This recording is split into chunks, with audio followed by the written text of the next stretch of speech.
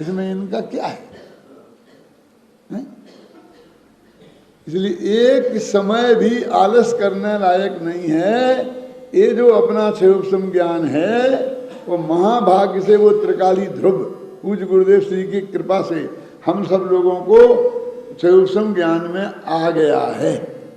विकल्पात्मक ज्ञान में मोटा मोटा आ गया है, उसमें भी बारीकी बहुत है, मैं उसके चक्कर में नहीं जाता, लेकिन मोटा मोटा तो आ गया ना। पर से भिन्न, पर्याय से भिन्न, केवल ज्ञान से भी भिन्न। क्यों? तो बस अब तेरे को क्या करना है कि उसी में अपने परिणामों को मगन करना है। इसी का नाम आत्मा का अनुभव है। तो वो जो तेरा ज्ञान विकल्पात्मक है वो विकल्पात्मक से निर्विकल्प रूप में परिणमित हो जाएगा, और उसी का नाम सम्यक दर्शन है कि मुझे हो जाएगा कि हाँ तुझे हो जाएगा। है कैसे हो सकता, मुझे कैसे हो सकता है? जब गुरुदेव के पास में 45 वर्ष तक गुरुदेव के रहे और वहाँ पर गिनती के 2-4 हुए, तो अब तो गुरुदेव भी नहीं है, अब मेरा कैसे ठिकाना लगेगा? गया काम से तूने, तेरा ये परिणाम ही तेरे को मार देगा। गुरुदेव बहुत ही महान थे, लेकिन जैसे ना चाहे तो उनसे भी महान थे ना, घबराना नहीं। उनने गारंटी दी है। क्या दी है गारंटी? कि तूने अरहंत, वे तो अरहंत के बारे में कहते हैं, तेरे तो गुरुदेव गए हैं, लेकिन अरहंत भगवान सर्वज्ञ देव की दिव्य ध्वनि खिल रही थी और वे चले गए। तो वे जयसेनाचार्य कहते हम तो बैठे हैं ना, क्यों रोता है? चले गए तो चले जाने दे।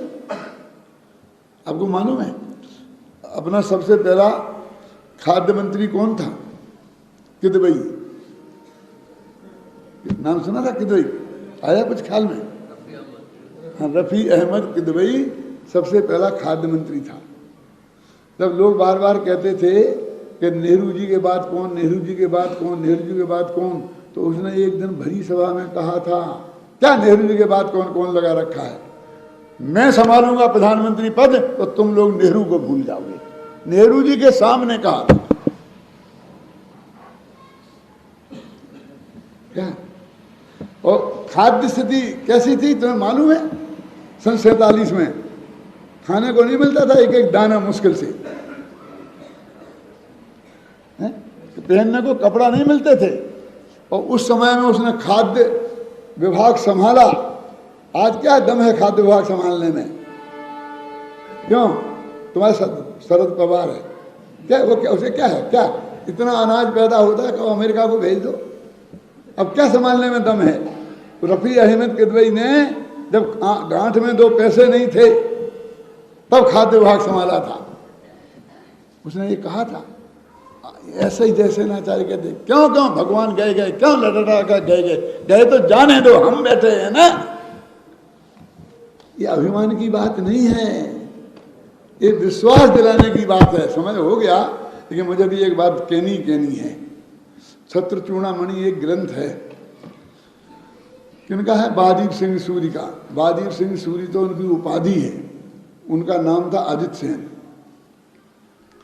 तो उनने एक घटना लिखी कि जीवनधर जी थे, जीवनधर नाम सुना? उनके पिताजी का नाम था सत्येंद्र। तो सत्येंद्र के जो राज्य था उसका मंत्री था काष्टांगार। तो वो बहुत विषयों में मस्त हो गया, तो काष्टांगार मंत्री ने उसकी हत्या करके तो सारा राज्य हड़प लिया और वो राजा बन गया। तो उसने क्या किया था कि एक यंत्र बनाया था और अपनी पत्नी विजया को बैठा के उस यंत्र में उड़ा दिया था। तो वो जाकर एक जंगल में गिर गई थी और उसे फिर मार डाला उसने। उसके फिर एक बच्चा पैदा हुआ जिसका नाम था जीवनधर। जब जीवनधर 16 साल का हुआ, एक जगह पढ़ा लिखा किया, एक जगह पला पुसा, तो उसकी वो अपनी माँ के पास गया तो माँ ने उसे वो करुण कहानी सुनाई कि तेरे पिता को किस तरह मार डाला था, मुझे किस तरह भगाया था, मुझे कैसे तुम बचा है बेटा, तेरे को कैसा पाला है और तू उसका बदला लेना। तो उस वक्त जीवनधर कि माँ तू क्या समझती है, मैं ऐसा कर दूंगा, मैं ऐसा कर दूंगा, मैं ऐसा कर दूंगा, बहुत उन्होंने बोला। मैं बदला लेके रहूंगा, दे रहूंगा, जैसे क्षत्रिय लोग बोलते हैं। तो आचार्य क्या लिखते हैं उस जगह कि किसी महापुरुष को ऐसा बोलना चाहिए कि मैं ये कर दूंगा, मैं ये कर दूंगा, मैं ये कर दूंगा। तो उसमें लिखा उसने कि भैया क्या है, बोलो, चिंत बोलो ना। मुग्धेषु अति विदग्धानाम युक्तम ही आत्म कीर्तनम। क्या अर्थ है इसका? जो ना समझ लोग हैं उनके सामने जो समझदार लोग हैं उन्हें अपनी प्रशंसा करना योग्य ही है। क्या कह रहे? जो साधारण भोले भाले प्राणी हैं उनके सामने समझदार प्राणियों की ड्यूटी है कि वे अपनी प्रशंसा करें। क्या कह रहे आचार्य? क्या फिर बोलता हूं, मुग्धेषु, मुग्धेषु का अर्थ समझ गए ना, मूर्खों में, ना समझों में।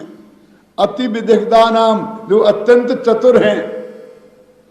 युक्तम ही आत्म कीर्तनम, अपना कीर्तन, अपनी प्रशंसा करना ठीक है। कि क्यों भैया, क्यों ठीक है? कि उसके बिना उनकी हिम्मत नहीं बढ़ती। वैसे तो 16 साल से रो रही थी। अब थोड़ी हिम्मत तो आवे उसमें, उसमें जान तो आवे। ख्याल में आया ना?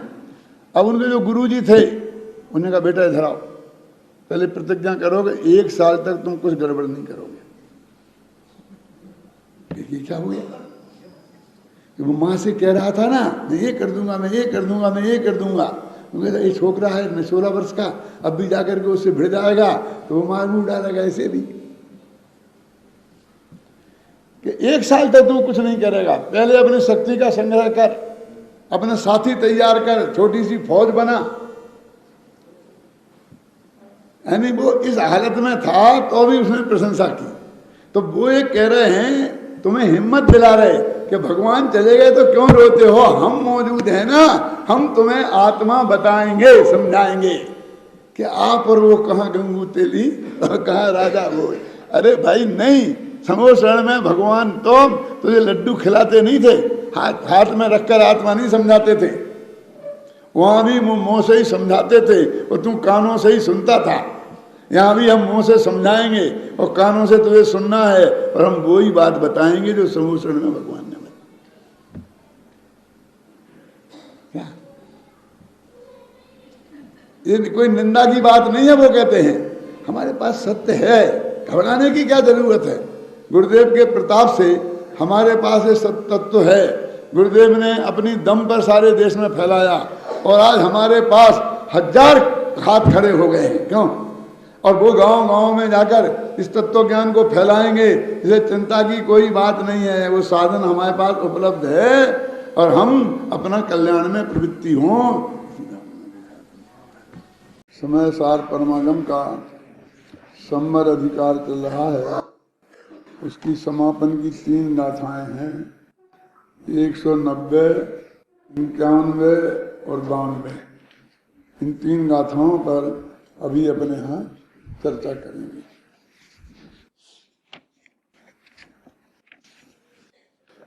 केशम हेदु भणिगा अज्य बसाणानि सभ्यदर सिंहम मिच्छन्तम अन्नानम अविदेय भावो योगो हेतु अभावे नियमान जायदिनास्य आश्रवे निरोधो आश्रव भावेन बिना जायदि कम्मस्य विनीरोहो कम्मस्या भावेन नो कम्मानं विजायदि निरोहो नो कम्म निरोहेण संसार निरोहिणम होदि। चौथे हिंदुस्तान से लेकर मोक्ष तक की क्या प्रक्रिया होती है वो सारी इन गाथाओं में बता दी गई है। इनकी क्या विशेषताएं हैं इनकी अपन चर्चा करेंगे।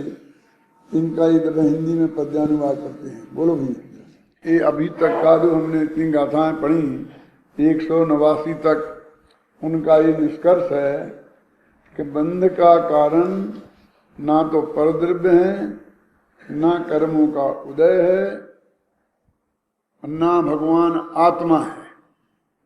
लेकिन आत्मा में उत्पन्न होने वाले जो अध्यवसान भाव हैं वे बंध के कारण हैं। अब प्रश्न होता है कि अध्यवसान भाव क्या है?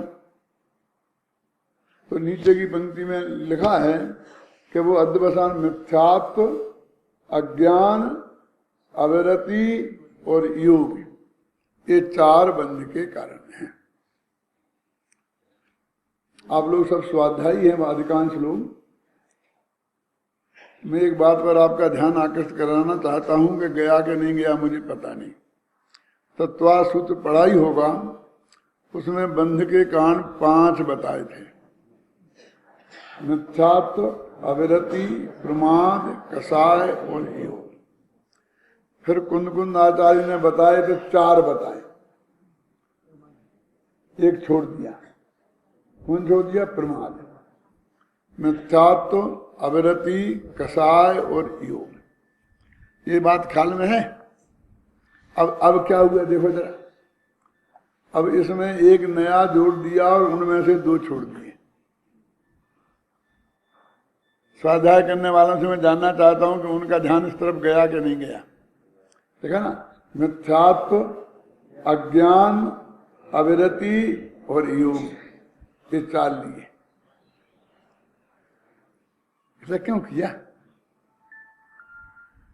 देखो, वो प्रमाद है वो कसाय में शामिल कर लिया वहां, और यहां प्रमाद और कसाय को अविरति में शामिल कर दिया। समझना? और एक अज्ञान नया खड़ा किया। क्यों खड़ा किया? क्योंकि सम्यक दर्शन, सम्यक ज्ञान और सम्यक चारित्र ये मुक्ति के कारण हैं। तो संसार के कारण मिथ्या दर्शन, मिथ्या ज्ञान और मिथ्या चारित्र होना चाहिए, और उनमें मिथ्या ज्ञान छूट गया था, है ना। इसे यहाँ शामिल करना था, और क्योंकि वे 4 ही गिनाना थे, पहले से 4 की संख्या नक्की थी, इसलिए उन्होंने उसमें आवृत्ति में शामिल करके और अज्ञान माने मिथ्या ज्ञान को अलग से गिनाया है। ये तो ध्यान नहीं जाता है हमारा, इसलिए मैंने स्पेशल कहकर ध्यान दिलाया है, तो जिससे कि आपके ध्यान में वो बात आ जाए। और ये 4 प्रकार के अध्यवसान भाव हैं, ये इस बंध के कारण हैं। अब इस गाथाओं में कह रहे, इनके बिना है आश्रमों का रोध सम्यक ज्ञानी के। सम्यक ज्ञानी माने सम्यक दृष्टि जीव के ये 4 अध्यवसान भाव नहीं होते, इसलिए उनके बंध नहीं होता। इनके बिना है आश्रमों का रोध, आश्रम रुक गए सम्यक ज्ञानी के, और आश्रमों के रोध से, आश्रमों के रुक जाने से कर्म का भी रुक गए आना, और कर्मों के रुक जाने से नो कर्म माने शरीर, स्त्री, पुत्र, मकान, जायदाद, ये सब रुक गए, और नो कर्म के रुक जाने से संसार ही रुक गया। हो गया ना। वहां 4थे गुणस्थान से के मोक्ष तक का पूरी बात इस संवर अधिकार की समापन की गाथाओं में उन्होंने कह दिया।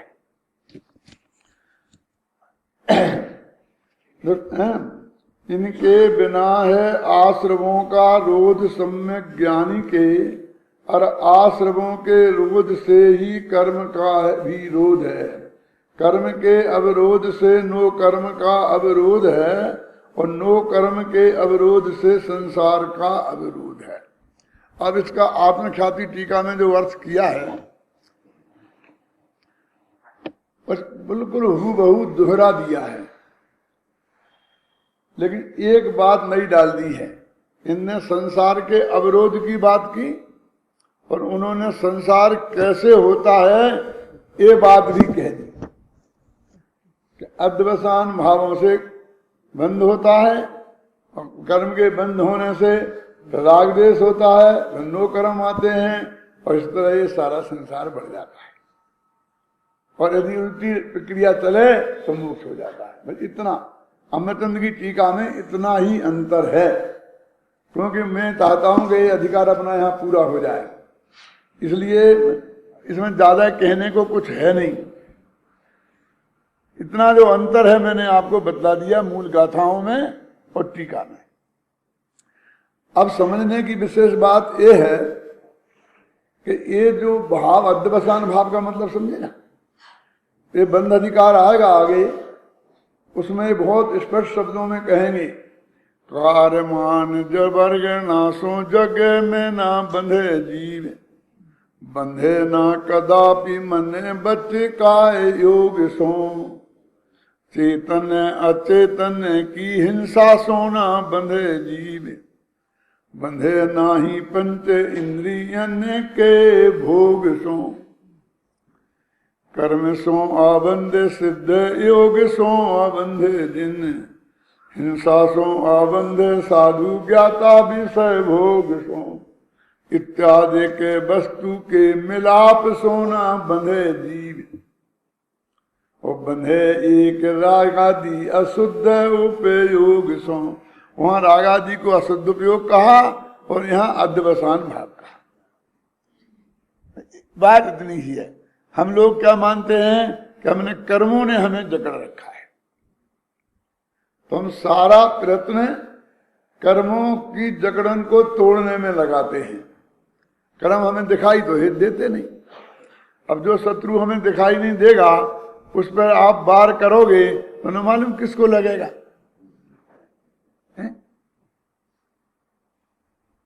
ऐसी भीड़ में पत्थर फेंक दो तो शत्रु को लगेगा। तो कर्म हमें दिखाई तो देते नहीं। आचार्य कह रहे कर्मों से भगवान आत्मा बंधा ही नहीं है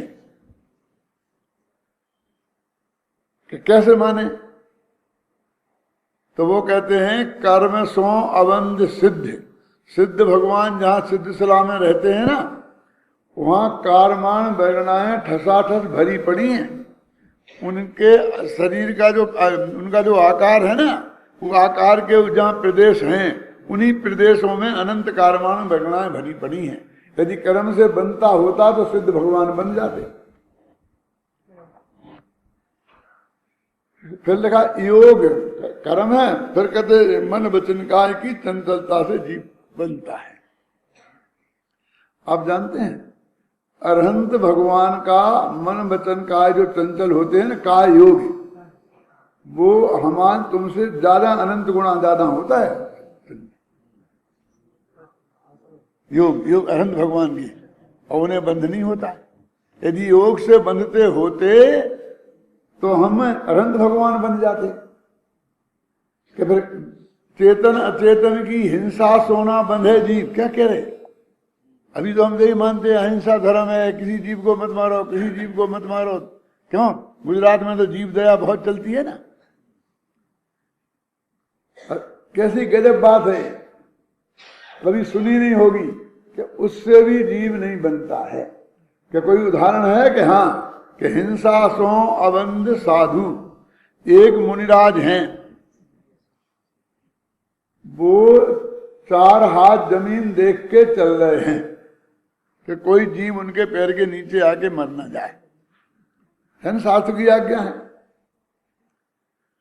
अब जीव इतने सूक्ष्म भी तो होते हैं कि जो 4 हाथ दूर से दिखाई नहीं दे, होते हैं छोटे छोटे। अब क्या करें वे? उनके घुटनों में तो आंखें हैं नहीं कि वे और नीचे से देख लें। अब चलेंगे तो खड़े होके चलेंगे ना, तो अब इतनी ऊंचाई तो है ही है शरीर की, तो वो इससे ज्यादा तो देख नहीं सकते। तो वे जीव उनके पैर के नीचे आकर के मर रहे। स्नान वृत है, नहाते नहीं है, पसीना आ रहा है, उस पसीना में जो जीव आगे बैठते हैं वे खूब देख के जमीन सोध के मलमूत्र छोड़ते हैं, फिर भी ऐसे तो बहुत जीव तो दिखाई नहीं देते हैं, वे मर जाते हैं, है ना। तो इतना मरने पर भी उन्हें बंध नहीं होता।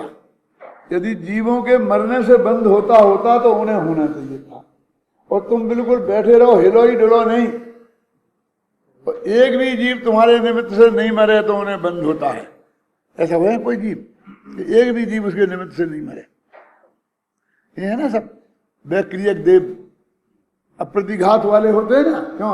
हेमचंद जी, ये भूत प्रेत व्यंतर हैं, देवगति के देव में मिथ्या दृष्टि, तो उनके निमित्त से एक जीव नहीं मरता, क्योंकि उनका शरीर ही ऐसा होता कि दूसरे को घात नहीं करता। बोलो, लेकिन उन्हें बंद धड़ाधड़ हो रहा है। तो चेतन अचेतन की हिंसा सोना बंधे जीव, और बंधे नाही पंच इंद्रियन के भोग। ये बहुत खतरनाक बात है। 5 इंद्रियों के भोगों से भी जीवों को बंध नहीं होता। ये समय सार में लिखा है, मूल गाथाओं में लिखा है, कलशों में लिखा है। ये तो मैं उनका पद्यानुवाद बनारसी दास का किया हुआ सुना रहा हूं। ये कैसे? तो उन्होंने कहा कि भरत चक्रवर्ती जैसे लोग हैं जो 1000 पत्नियों के पति हैं और जिनके निरंतर भोग है, लेकिन उनके भी मिथ्यात्व आदि अनंतानुबंधी कसाय वगैरह 41 प्रकृतियां जो सबसे ज्यादा खतरनाक हैं वे नहीं बंधती। कि बाकी जो बंधती हैं वो ना के बराबर हैं इनके सामने। और एक आदमी बिल्कुल द्रव्यलिंगी मुनि और नौमे गृह तक जाने वाला, उसकी तरफ देखता नहीं है आंख उठाकर किसी की तरफ, समझे ना? ऐसे 5 इंद्रिय के विषयों का त्याग है और उसके एक सभी कर्म बनते हैं क्या? तो इसमें से ना देखो, कारमान वर्ग नासो जग में न बंधे जीव, बंधे न कदापि मन बच्च का योग सो, चेतन अचेतन की हिंसा सो न बंधे जीव, बंधे नाही पंच इंद्रियन के भोग सो। अब 4 के 4 उदाहरण। कर्म सो अबंध सिद्ध, योग सो अबंध जिन, हिंसा सो अबंध साधु, ज्ञाता विषय भोग सो, और इत्यादि के वस्तु के मिलाप सोना बंधे जीव। तो कहा से बनता है कि बंधे एक रागादि अशुद्ध उपयोग सो। ये रागादि अशुद्ध उपयोग हैं, उनसे जीव बनता है। और इन्हें क्या कहा यहाँ पर? 4 भाग। मिथ्यात्व, अज्ञान, अविरति और योग। इसमें एक थोड़ा प्रश्न खड़ा होता है, जिनने गंभीरता से अध्ययन किया होगा उन्हें खड़ा होगा, साधारण लोगों को तो कुछ खबर ही नहीं है, तो काय का प्रश्न खड़ा होना है कि आप कहते हैं कि उनके 4 नहीं है, तो मिथ्यात्व नहीं है, ये बात तो समझ में आ गई। और अज्ञान माने मिथ्या ज्ञान नहीं है, ये भी समझ में आ गई। लेकिन अविरत नहीं है, ये कैसे कह सकते हैं? अविरत सम्यक दृष्टि की अविरत नहीं है, अविरति तो है ना, क्यों मधु भाई? और योग तो है, कंपन भी है। तो आप कहते कि ज्ञानी के अध्यवसान नहीं है, तो ये नहीं है वाली बात कहां से लाए? ये प्रश्न किसको खड़ा होगा? बोलो, किसको खड़ा हो गया था? राजेश भाई हुआ था कुछ? पता ही नहीं था क्या क्या शास्त्र में ये 4 चीजें बताई ना, तो बे अविरति और योग तो उनके है। और यहां कह रहे कि सम्यक दृष्टि जीव के ये 4 नहीं है, इसलिए उन्हें कर्म का बंध नहीं होता। कर्म का बंध नहीं होता तो नो कर्म का बंध नहीं होता, नो कर्म का बंध नहीं होता तो संसार का बंध नहीं रहता, संसार खत्म हो जाता है। तो जब मूल फंडामेंटल में ही गड़बड़ है, तो उससे जो तुमने निष्कर्ष निकाला वो कैसे सही हो सकता है? इसके लिए मैं गुरुदेव को लाया हूं आपके पास। मेरी नहीं मानोगे आप, मैं जानता हूं, गुरुदेव को लाया हूं। यहां एक प्रश्न संभव है कि यहां बार बार कहा जा रहा है कि ज्ञानियों के मिथ्यात्व, अज्ञान, असंयम और योग का अभाव है, किंतु यह बात चतुर्गुणस्थानवर्ती ज्ञानियों पर किस प्रकार घटित होगी, क्योंकि उनके अविरति और योग विद्यमान है। यही प्रश्न है। इस प्रश्न का समाधान स्वामी जी इस प्रकार करते हैं। गुरुदेव का मैं पेश कर रहा हूं। देखो, आप जानते हैं मैंने इसमें क्या किया है, ये समाधान लिखने में क्या किया है? ये किया है कि ये सारा जो दिगंबर समाज है, श्वेतांबर समाज है, उनको स्वीकार हो। तो कैसे हो?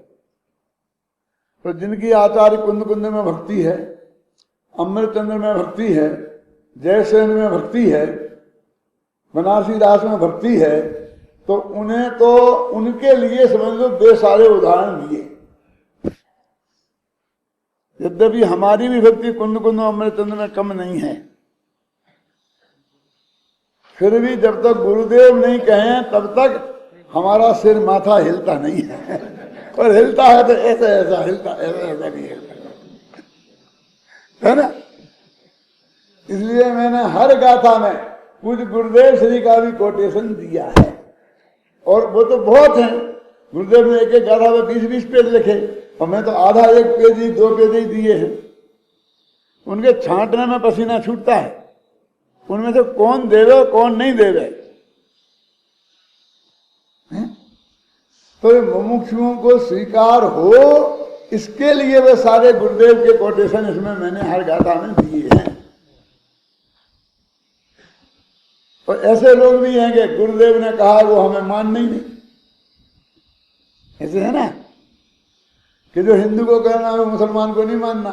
हिंदू यदि ऐसा मुंह धोता है तो मुसलमान ऐसा धोता, हिंदू यदि ऐसे हाथ धोता है तो मुसलमान ऐसे धोता, हिंदू यदि ऐसी दाढ़ी रखता है तो मुसलमान ऐसी रखता है तो हिंदू ऐसी रखेगा। ऐसे भी लोग भी है ना, कि गुरुदेव ने कहा वो हमें नहीं मानना, तो उनसे कहते देखो भैया जयसेन ने कहा इसको तो मानना, अमृतचंद ने कहा इसको तो मानना, जयचंद छाबड़ा ने कहा इसको तो मानना, बनारसी दास ने कहा इसको तो मानना, पांडे राजमल जी ने कहा इसको तो मानना।